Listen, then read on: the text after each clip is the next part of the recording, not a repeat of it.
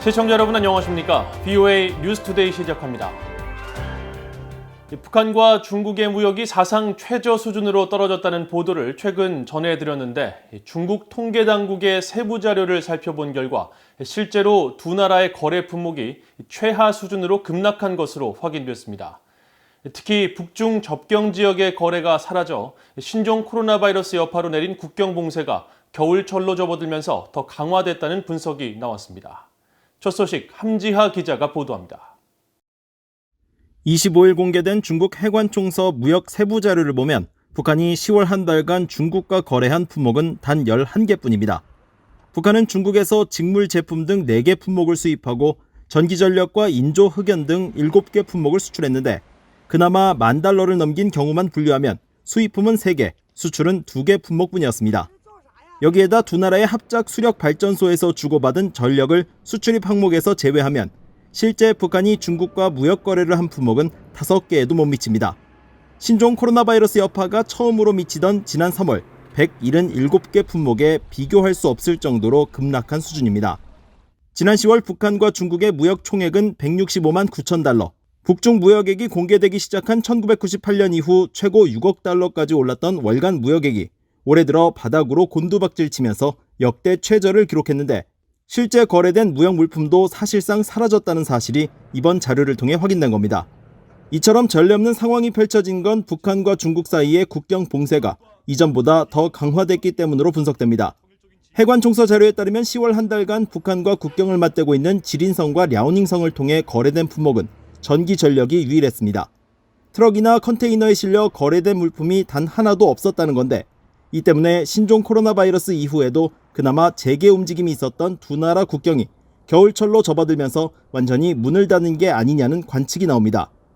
One interesting aspect is there's no trade between the neighboring provinces of China, Jilin and Jialing. So that means basically the customs houses are probably closed. They're not collecting any data whatsoever. 위성 사진을 통해서도 국경 봉쇄가 강화된 정황이 관측됩니다. 북한 신의주와 중국 단둥을 연결하는 조중우이교의 중국 쪽 부분에는 컨테이너 트럭 등이 멈춰서는 세관이 있는데 이곳 야적장에서 최근 몇 개월 동안 트럭들이 보이지 않고 있습니다. 핵과 미사일 개발에 따른 국제사회 제재와 신종 코로나 바이러스 여파, 올여름 닥친 집중호우 피해 등 삼중고에 시달리고 있는 북한이 최대 교역국인 중국과의 무역마저 무너지면서 어떻게 버텨나갈지 주목됩니다. VOA 뉴스 함지하입니다. 미국의 대북 제재 대상이 500개에 이르는 등 그동안 미국과 국제사회의 대북 제재가 지속적으로 확대되어 왔다는 보고서 분석이 나왔습니다.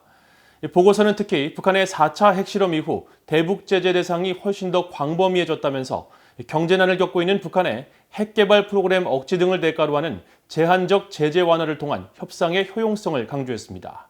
오택성 기자가 보도합니다. 전미 북한위원회가 지난 23일 발표한 미국과 국제사회 대북 제재 특별 보고서를 통해 그동안 미국과 국제사회는 더 큰 압박으로 대북 제재를 발전시켜왔다고 분석했습니다. 보고서는 국제사회의 대북 제재는 지난 1950년대와 2000년대 초 그리고 2016년부터 현재까지 크게 3단계로 발전되어 왔다면서 2단계인 기간인 2006년 주요 대북 제재의 기틀이 만들어졌다고 설명했습니다.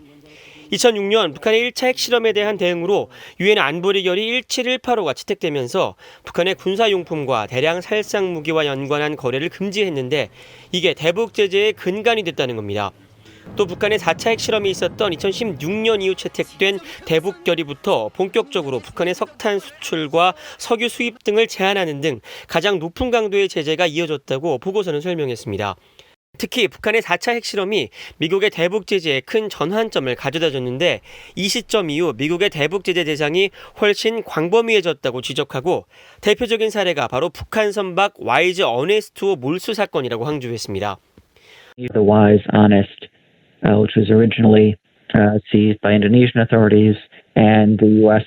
Justice Department was able to claim jurisdiction over that ship and have it transferred to U.S. control. Because there were U.S. dollar transactions related to some of its coal smuggling activities. 보고서는 이어 지금까지 미국의 대북 제재 대상으로 약 500개를 지정했다며 이 가운데 35%가 개인이었고 40%는 협력기관 그리고 25%는 선박과 항공기 등이었다고 보고서는 분석했습니다.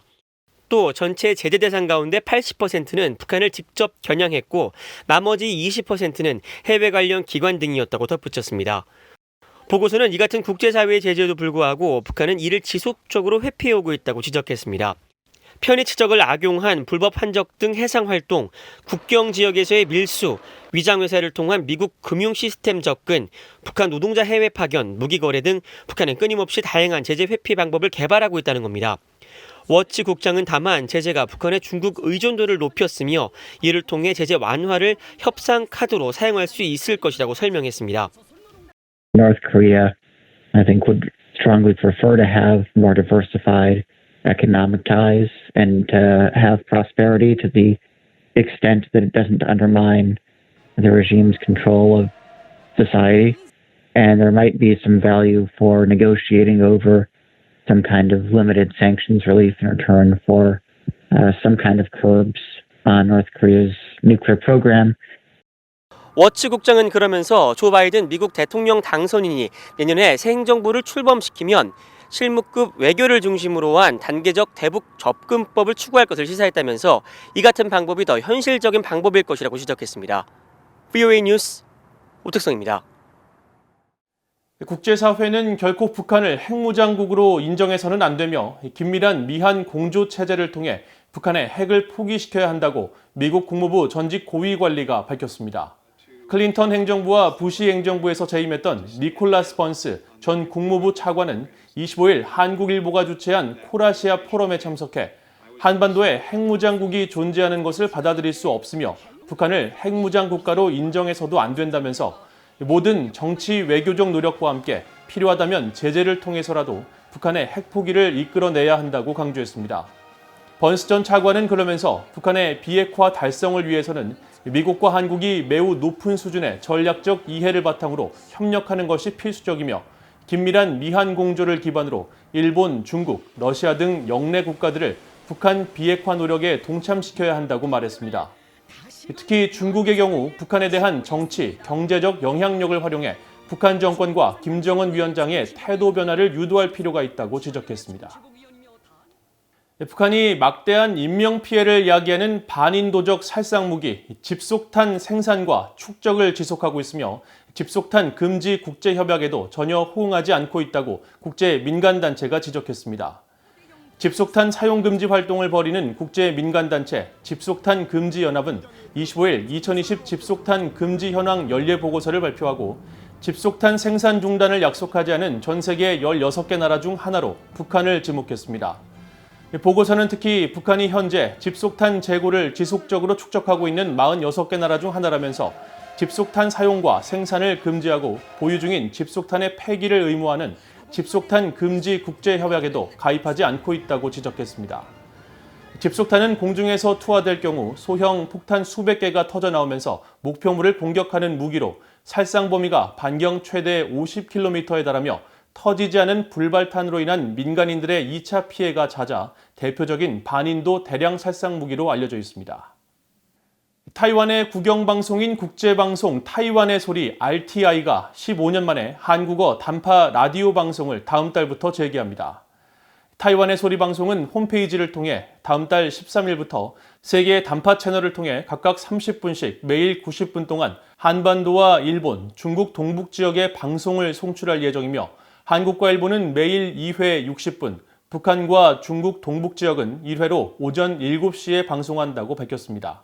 타이완의 소리 방송의 한국어 담당 백조미 팀장은 25일 VOA에 한국과 북한 등 한국인들에게 타이완 관련 소식을 바로 알리고 타이완이 추구하는 자유민주주의와 인권, 법치 등의 가치를 공유하기 위해 한국어 방송이 재개됐다고 밝히고 2018년부터 한국어 홈페이지 개설을 통해 인터넷 뉴스를 제공하고 있다면서 북한 청취자들에게도 정확한 외부 소식과 자유민주주의 가치가 전달될 것으로 기대하고 있다고 말했습니다.